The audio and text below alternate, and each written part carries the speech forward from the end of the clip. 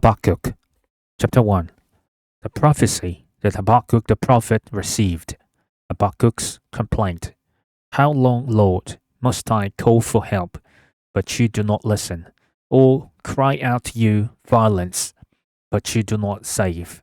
Why do you make me look at injustice? Why do you tolerate wrongdoing? Destruction and violence are before me.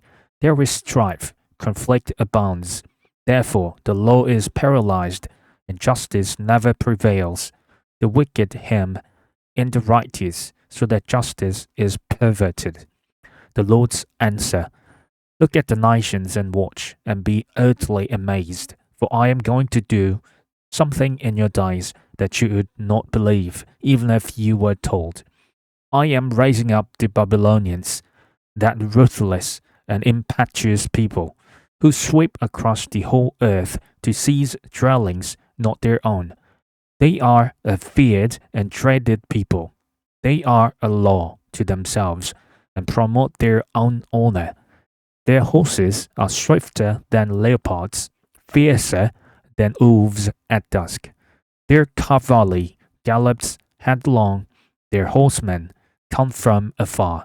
They fly like an eagle, swooping to devour.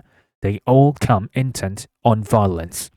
Their hordes advance like a desert wind, and gather prisoners like sand.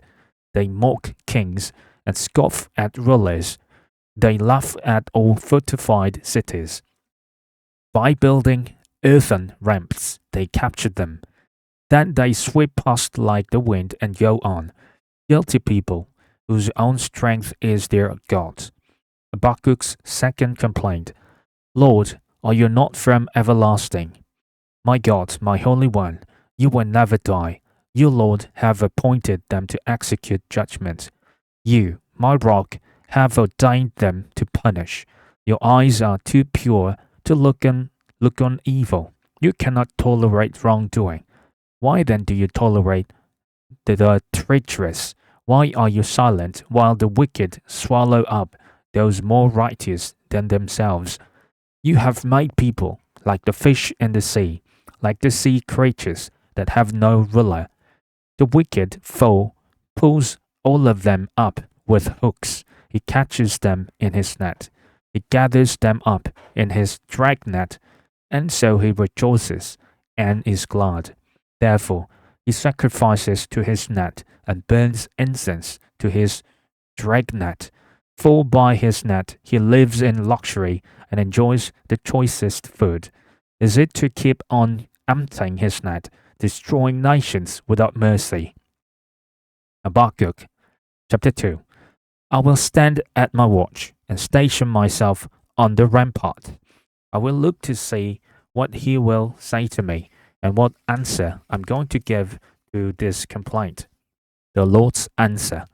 Then the Lord replied, Write down the revelation and make it plain on tablets, so that a herald may run with it. For the revelation awaits an appointed time. It speaks of the end and will not prove false. Though it linger, wait for it. It will certainly come, and will not delay. See, the enemy is puffed up. His desires are not upright. But the righteous person will live by his faithfulness. Indeed, wine betrays him. He is arrogant and never at rest, because he is as greedy as the grave, and like death, is never satisfied. He gathers to himself all the nations and takes captive all the peoples. Will not all of them count him with ridicule and scorn, saying, Woe to him who piles up stolen goods and makes himself wealthy by extortion. How long must this go on? Will not your creditors suddenly arise? Will they not wake up and make you tremble? Then you will become their prey, because you have plundered many nations. The peoples who are left will plunder you, for you have shed human blood. You have destroyed lands and cities and everyone in them. Woe to him who builds his house by unjust gain, setting his nest on high, to escape the clutches of ruin. You have plotted the ruin of many peoples, shaming your own house and forfeiting your life. The stones of the wall will cry out, and the beams of the woodwork will echo it. Woe to him who builds a city with bloodshed and establishes a town by injustice. Has not the Lord Almighty determined that the people's labor is only fuel for the fire, and the nations exhaust themselves for nothing? For the earth will be filled with the knowledge of the glory of the Lord, as the waters cover the sea. Woe to him who gives drink to his neighbors, pouring from the wineskin till they are drunk, so that he can gaze on their naked bodies. You will be filled with shame, and instead of glory, now it is your turn. Drink and let your nakedness be exposed. The cup from the Lord's right hand is coming around to you, and disgrace will cover your glory.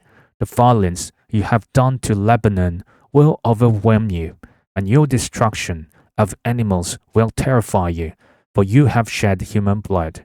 You have destroyed lands and cities and everyone in them. Of what value is an idol carved by a craftsman, or an image that teaches lies? For the one who makes it trusts in his own creation. He makes idols that cannot speak. Woe to him who says to wood, come to life, or to lifeless stone, wake up. Can it give guidance? It is covered with gold and silver. There is no breath in it. The Lord is in his holy temple.